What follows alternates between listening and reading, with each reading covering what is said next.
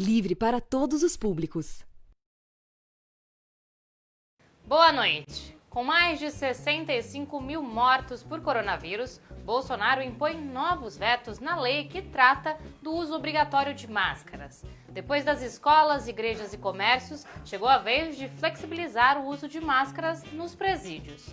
Ao mesmo tempo, a doença avança pelo interior do Brasil e os leitos de UTI nas capitais beiram a lotação máxima. Na entrevista central, conversamos sobre o assunto com o coordenador do Comitê de Combate ao Coronavírus no Consórcio Nordeste, Sérgio Rezende. Acompanhe ainda os reflexos dessas decisões para as comunidades indígenas, que enfrentam uma taxa de letalidade da doença superior à das cidades. O programa Central do Brasil está começando.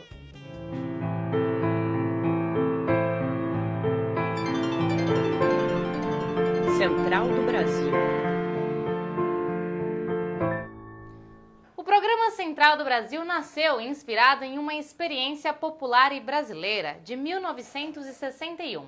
A criação de uma rede articulada entre rádios, que transmitia as vozes de lutadores sociais em defesa da ameaçada democracia. Foi um caminho eficiente para enfrentar um golpe de Estado. Nossa reportagem conversou com pessoas que vivenciaram a cadeia da legalidade e que nos apontam a importância de uma rede de comunicação popular. Vamos conferir. Como se enfrenta um golpe? Para saber uma resposta a essa pergunta, que está em todas as conversas, nós fomos falar com pessoas que enfrentaram e derrotaram um golpe militar. Aconteceu em 61, quando as Forças Armadas tentaram um golpe, mas foram obrigadas a recuar. Foi a campanha da legalidade, liderada pelo governador Leonel Brizola, que garantiu a posse de João Goulart e preservou a democracia, como nos explica Carlos Bastos. Como é que se evita o golpe? É tendo o apoio da opinião pública.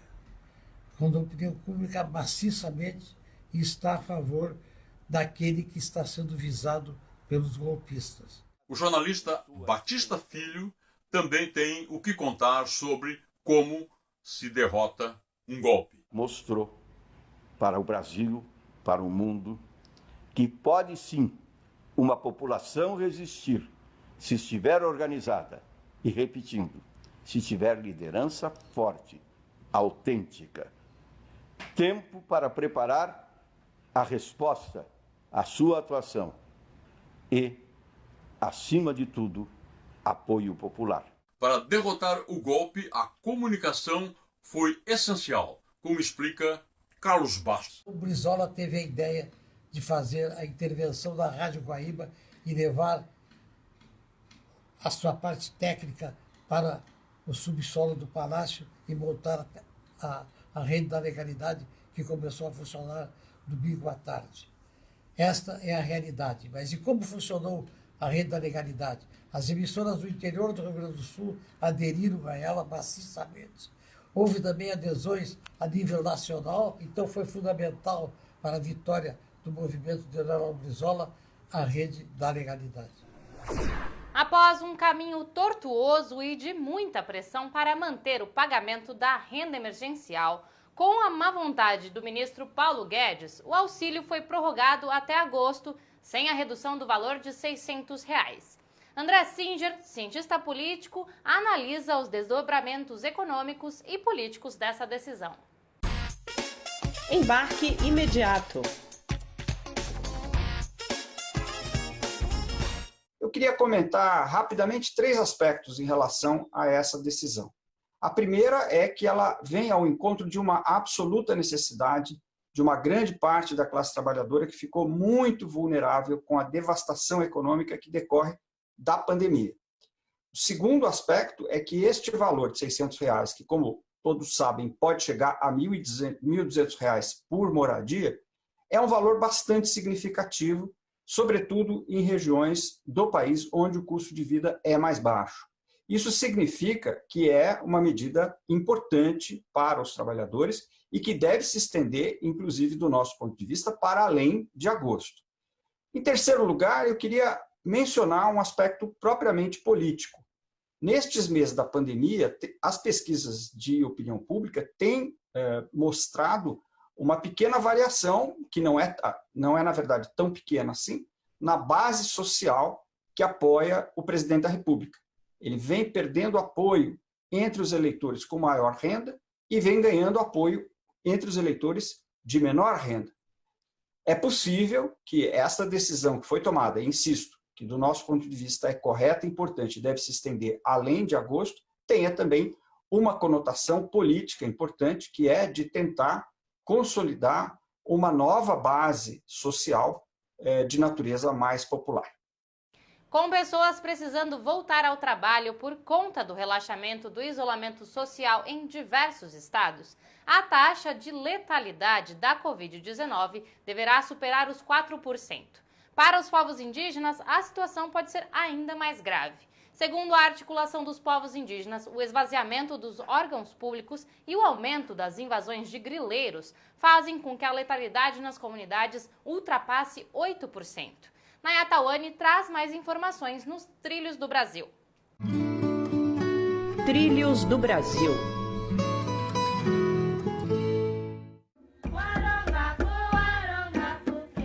Os povos indígenas vivenciam uma situação crítica durante a pandemia.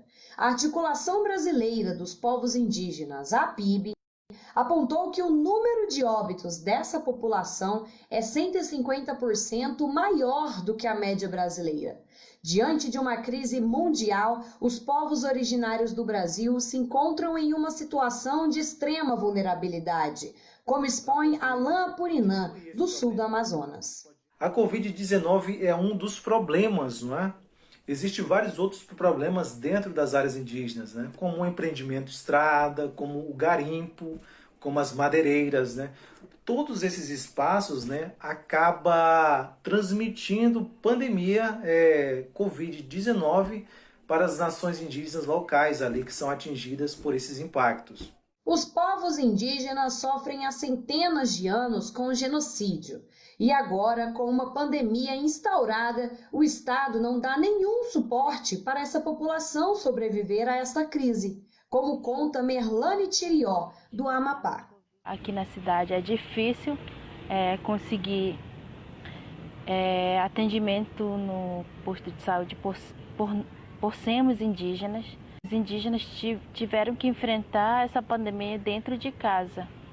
A maioria dos indígenas estudantes pegaram Covid e tiveram que ficar em casa sem ter que fazer testes, sem medicamentos.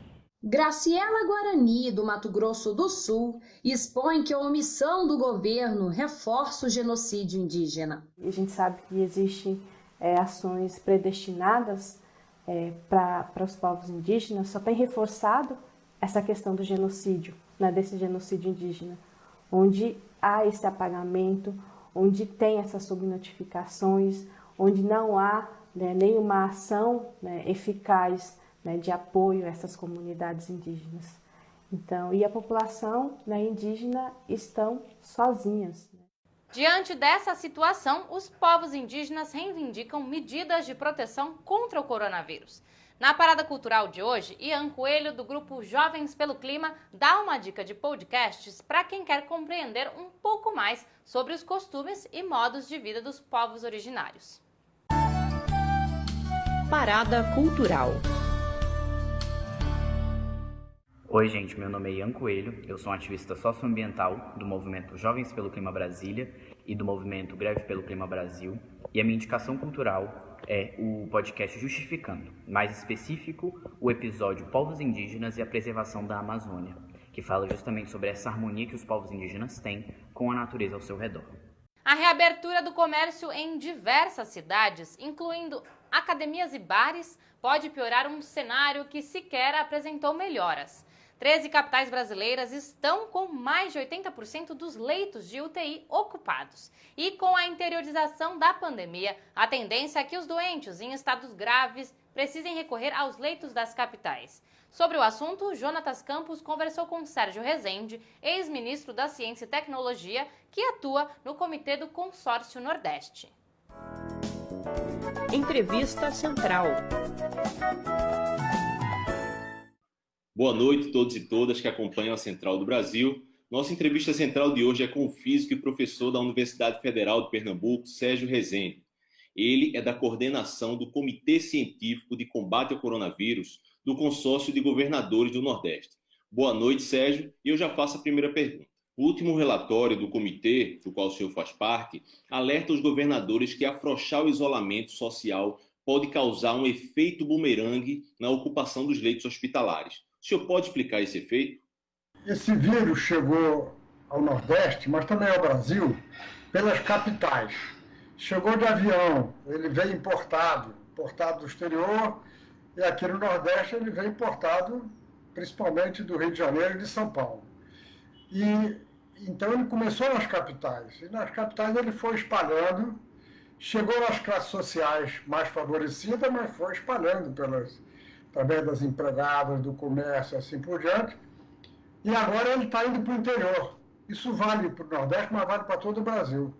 Só que muitas cidades do interior não têm condições de tratamento adequadas. Então o que já começa a acontecer é que o número de casos está diminuindo nas capitais, mas pessoas no interior passam a ir para as capitais para se tratar, por conta das melhores condições, né? E isso então já está provocando, mas nós alertamos que pode provocar mais ainda um aumento dos casos nas capitais. Ou seja, ela vai das capitais para o interior e ela está voltando para as capitais. É isso que nós chamamos de efeito bumerangue. E os sistemas de saúde nas capitais estão preparados para uma nova onda de contágio?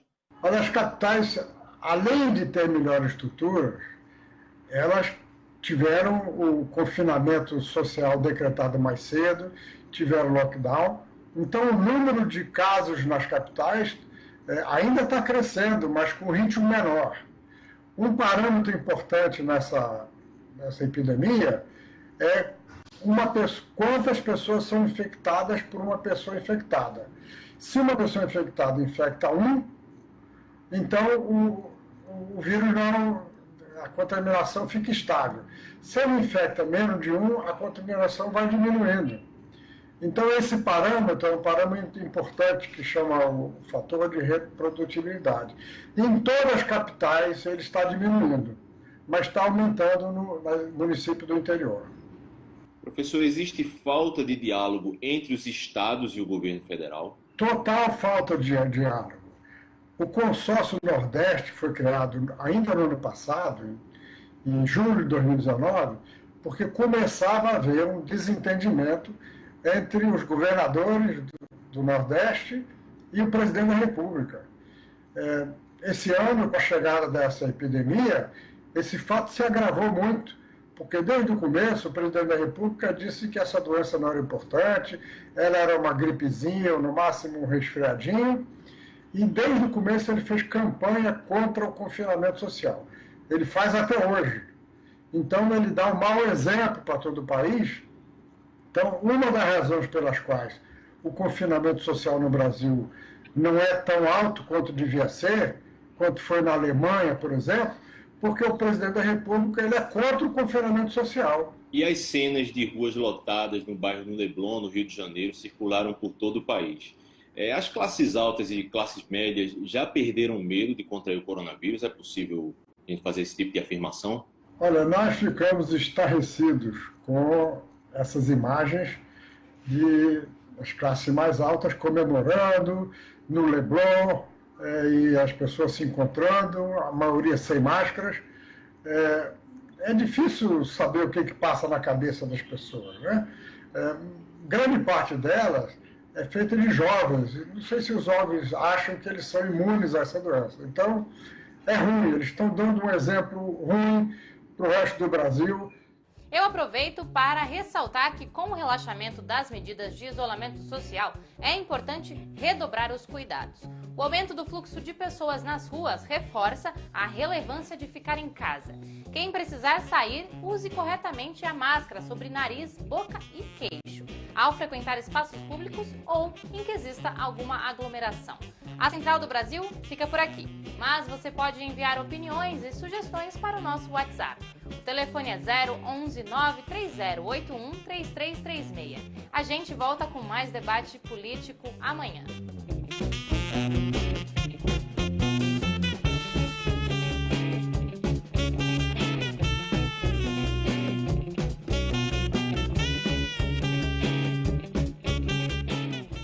Central do Brasil, a rede de comunicação dos movimentos populares.